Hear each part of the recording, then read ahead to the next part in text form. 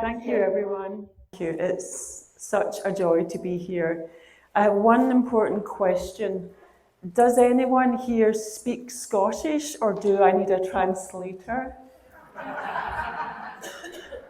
Okay, as I get going and get more passionate, I get more Scottish. So my answer might change. So I also go into light language quite a bit, and that's just part of how the transmission comes. So this is a transmission. You guys have been listening to so many incredible speakers, and I feel so honored to be here at this moment. I'm not going to be teaching you. I'm not here as an expert. I'm here as an ally and an explorer that is, like you, a leader, a spiritual warrior, and a brave heart. So ever since I moved to Scotland, I moved to Mount Shasta in 2018, I think every American that I've ever met has said, I want to go to Scotland. And I've got curious about our connection. You know the famous or infamous scene in Braveheart where Mel Gibson says, "They may take our lives, but they will never take our freedom." This is something that we share. The Celtic peoples and the Texan peoples. Our lands are wired for freedom. We share courage, we share hearts, we share grit. And every single person in this room, every single one of us here right now is a leader. Whatever your life looks like, it's not being up on stage, it's the mothers and the fathers and the children and the workers and every single one of us, because you are at a certain level of consciousness and you are brave and you are here. And I'm here to speak to a new way of leading, a new way of living. That this is what this whole event's been about. And to step into this and to step into this field, my soul is just singing. My passion is bridging realms. It's bridging the full multidimensionality of what we are, not in a disembodied way, not as another spiritual fairy tale, but as blood and guts human beings on the land with the earth that in no way diminishes anything of our infinite selves. So this is a call to heart leaders that are true spiritual warriors, which is every one of us. Love is our earth. Wisdom is our footprint, and courage is our blood. It takes courage to stand in what we know to be true. It takes humility to not identify or attach to it, and it takes wisdom to know when to take a stand. And you know what? It's now. It's now. So, the same principles apply to living and leading, core foundations that are a spiral, they're not linear, okay? And as an evolutionary leader, as a brave heart, these principles speak to all of us. They're spiral, and the first two in particular can come in either order. So opening the heart sounds a bit like a Hallmark card and butterflies and fairies and roses. Has that been everybody's experience in the room? Not quite. It takes everything. It is a surrender that is death. It's a death to everything that we thought is true.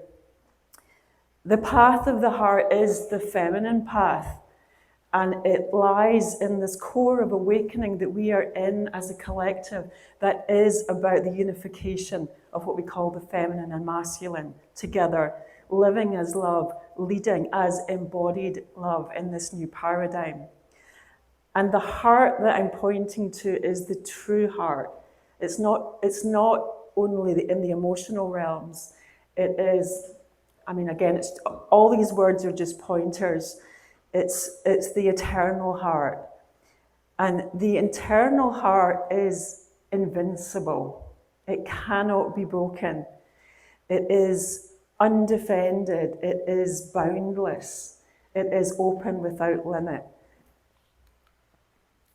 Awakening consciousness. All of these are just literally gateways, pointers that I'm not going to go into today. Again, this is a process, however we engage in it, that calls for everything. I've coined a phrase, embodied awakening, which is awakening to the infinite nature of all that we are, the completely indescribable, indefinable, all that is, here, through this body, as this body. So not the historic, transcendent, up and out patriarchal paths of a lot of religions and a lot of schools of spirituality. It's a path of the mother in union with the Father through the Holy Child of life itself. It embraces all realms of consciousness, but is in no way removed from the body, the earth, or any aspect of what it is to be a human. Embodiment is a buzzword, a bit like somatics and trauma, and that's not to denigrate any of it. But what I want to suggest today is, what if life, as one of our other speakers said, what if life itself is embodiment? We never stop the process of embodying infinite consciousness until that last breath. There is no end point. There is no end point. That's the good news. Okay, we stop trying and we let go and we open our hand. And as leaders, this too is the truth. We don't stand in some historic sense of self or value. We stand vulnerable in the process alongside each other. So the call to stand is now, given that embodiment and awakening has no end. And living courageously, at the core of our brave heart is our whole-souled, wholehearted yes. It is risk-taking, because if we're not uncomfortable, we're not actually evolving. And that doesn't mean that we buy into stories of struggling or martyrdom or suffering or any of these kind of legacies. But the reality is that we are brave and we are vulnerable. Perhaps the greatest risk of all is to express something so profound that we will never be able to go back to our old life.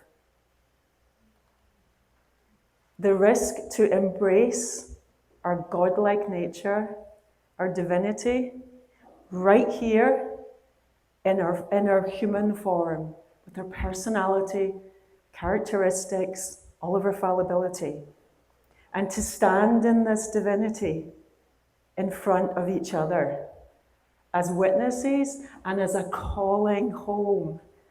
At the heart of my journey from the beginning has been this theme of coming home, not least because, like many of us, I hold the remembrance so deeply and the resistance was so huge to being here.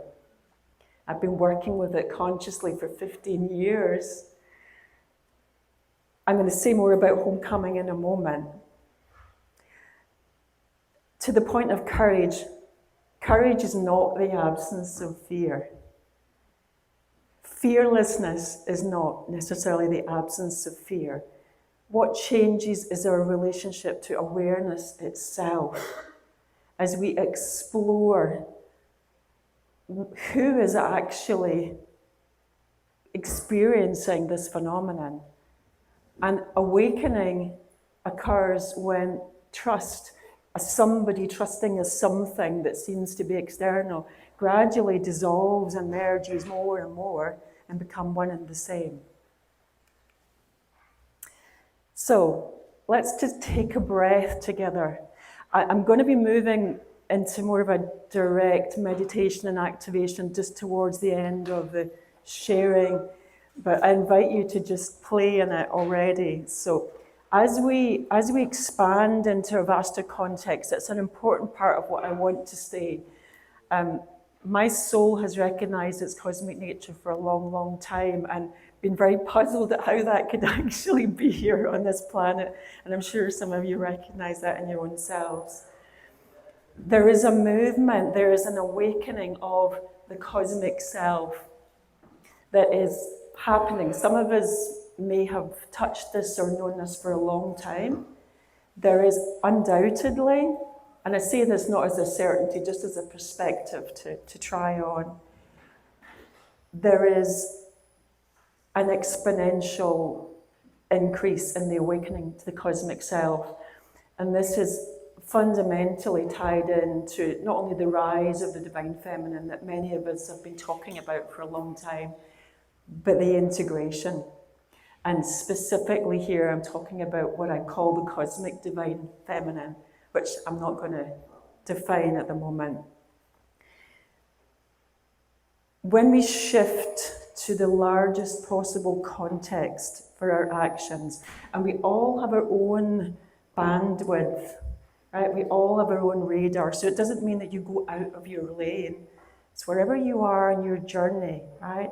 There's this, what I'm experiencing is a greater range for many of us and a greater flexibility, that we don't hang out in one range of frequency or get lost in a spiritual paradigm, but we also are not getting lost in being only a human that is disconnected from infinity. So we play in our own bandwidth. We choose the largest possible context for how we can show up in all of our actions. And I think it was Cole spoke earlier about the intentionality of every situation, however trivial. We profoundly change the resonance field, and we profoundly change what is actually possible. So what I'm calling brave-hearted evolutionary leadership spans all realms and all areas of life. There is so much that could be said about this, but essentially, this new paradigm is so revolutionary. It is asking us to question all of our core values in which our systems and our structures and our lives are built. This isn't just about spirituality. This isn't a disconnected spiritual fantasy. This is facing our personal and collective shadow and being willing to really not only dream new ways of being, but actually get together and create them. The rise of the divine feminine is not in response, and it's not an imbalanced reaction to millennia of patriarchy. It is a time of true union within and without that is possible. And I'm not for a second saying that it exists in the general reality, whatever that is, but it is possible now. And it means we're exploring the domains of what traditionally we would call the feminine, such as the interior, the family, the intuitive, the sexual, the creative, the relational, as much as the external, the economic, the political. It's multi-dimensional and spans all aspects of what it is to live as an awakened human. So evolutionary, brave-hearted leadership is not being an expert. It is summoning your courage, your wisdom, your unique life experience, your humility, your open-handedness, and your open-heartedness, and bringing it to every interaction and every situation. Mastery is perhaps learning how to continuously weave between realms and to bring this to everything. And I love how this space has been curated, as you spoke to Shannon. It's so palpable, and it's a model. It's a model. We're talking about embodied sovereignty and inner authority, frequency authority.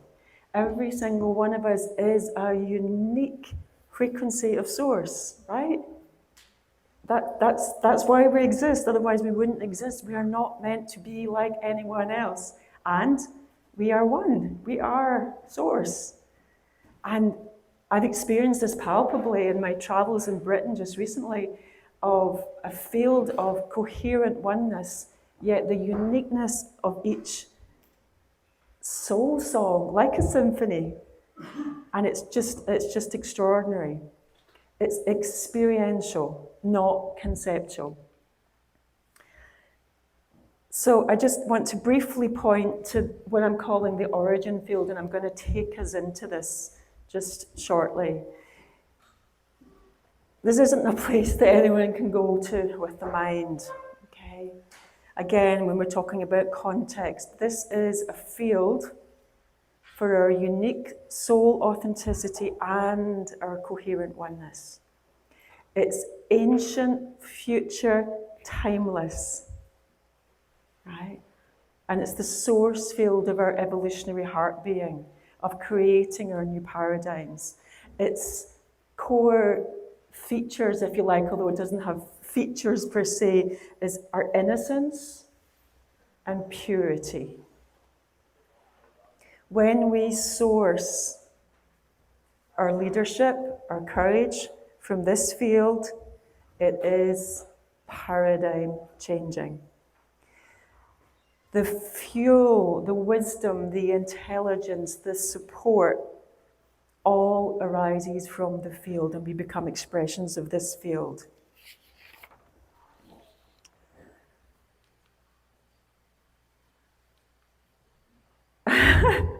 Okay, so last slide, and then we're going to switch gears. So you can hear the paradoxes that are, apparent paradoxes that are inherent of where we are progressing to in our journey of consciousness. This eclipse is like, well, it's a game on, right? And this year is game on. Evolution is ancient, future, seated in timelessness, and discovered through now. Now, now, now. There is no other moment than now. Your courage is seen. Life sees every one of us in every moment and how we show up. Your hearts are known. Even if you think another human never sees what you are seen and you are known. Homecoming is not to a past, but to a totality of what we can be, and the immensity and the beauty and the joy of what is possible through human life. So we can welcome this time of transformation as we create a better future. We stay true, we stay listening, and we stay brave. So, my name is Helen Quail, and I work with individuals and groups that are here, like each of us, for this great shift. I want to lead us now just into a short transmission. Okay, I know it's been a long day, and I'm really honored for your presence and energy. You can lie on the floor. Please, please, please. I always express, be in your sovereignty with what your body needs, with what your system needs. If you need to move, if you need to breathe, if you need to sound, don't be rigid, don't be constrained. Okay, all right, beautiful. And every transmission, every meditation that I'm involved in arises from this field, from this moment. It can't, for me, it can't be any other. It's about the cutting edge of what's possible that doesn't in any way leave anything behind, okay? We are all absolutely essential and unique pinpoints of frequency. We're coming together in this frequency field in this moment on these lands. Ne marata haya maku ija anta hai ituta. If you haven't already, just let your eyes close. let your inner gaze really turn in and drop. And let's take a breath together.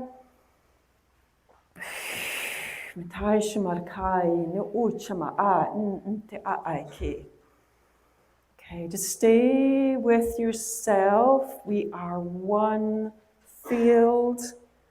We are the earth. Okay, we are the earth. We are Mama Gaia. And Solaris, the sun of the solar system, Father Sun, Nicha, and the Mahai, Kuchit, and Tae, and Tidabahai, Kuche.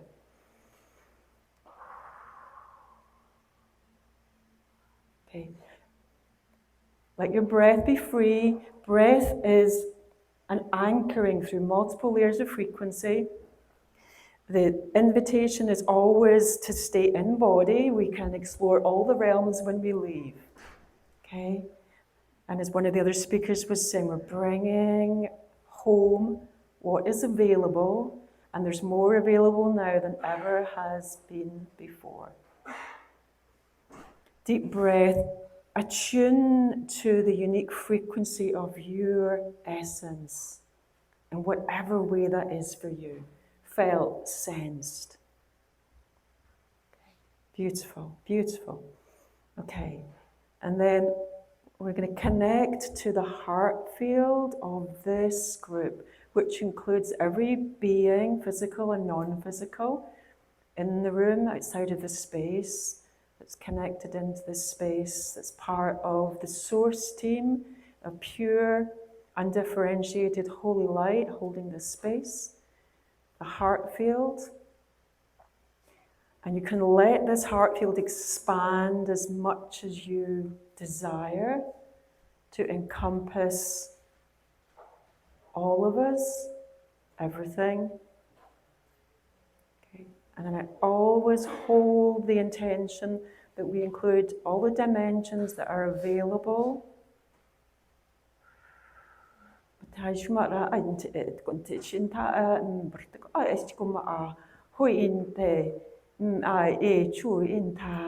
Okay, deep breath. Okay, keep your body free, don't tense up. Okay. And if it resonates with you and it feels available, I'm going to open what I'm calling the origin field. Don't try and go there with the mind. Don't try and think what it is. Just, it's opening. It's just an opening. So it's an invitation. Consciousness so often is an invitation. Evolution has its own inherent intelligence. There's no push, there's no urgency. It has its own momentum. So the origin field. Okay, we can actually bring an anchor point of this through this group field in this moment, through these incredible lands, and through all the support that's available through this eclipse window. Again, just trust what's available to you. Don't overlay, don't take anything that's coming from these words that doesn't resonate. Just be open to the invitations. Okay,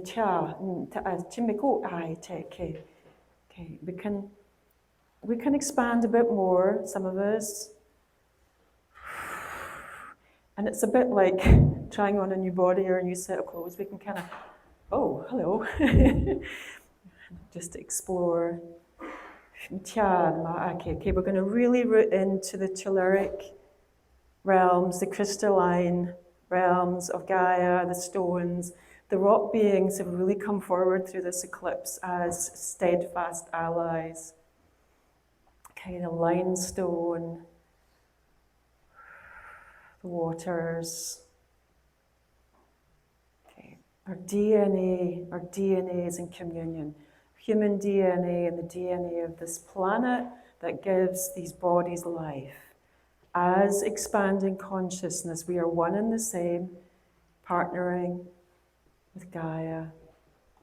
And the origin field is available through this planet now.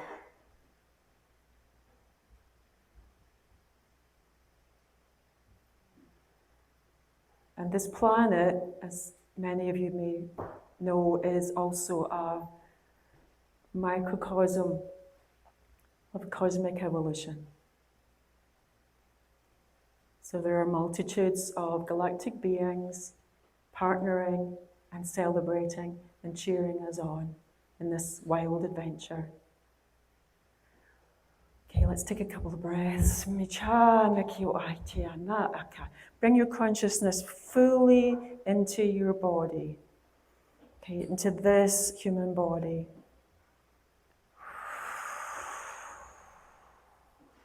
And these days it's a continual rebirth, it's a continual meeting as we go through a cellular change, structural change.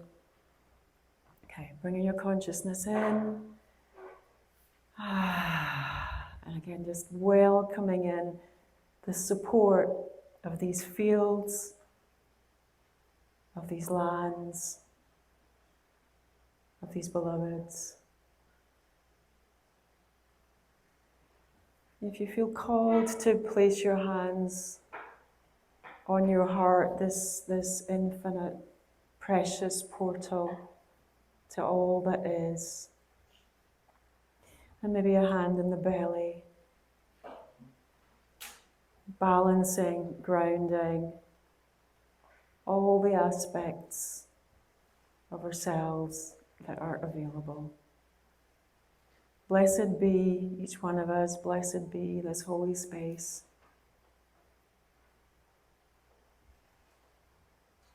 May we remember, and when we forget, may we remember again and come home to the truth of what we are becoming, and what always is. Thank you so, so much for your hearts, your courage, your presence, your listening. Thank you so much. Take good care of yourself as you integrate and just be in your own process with very much love. Thank you.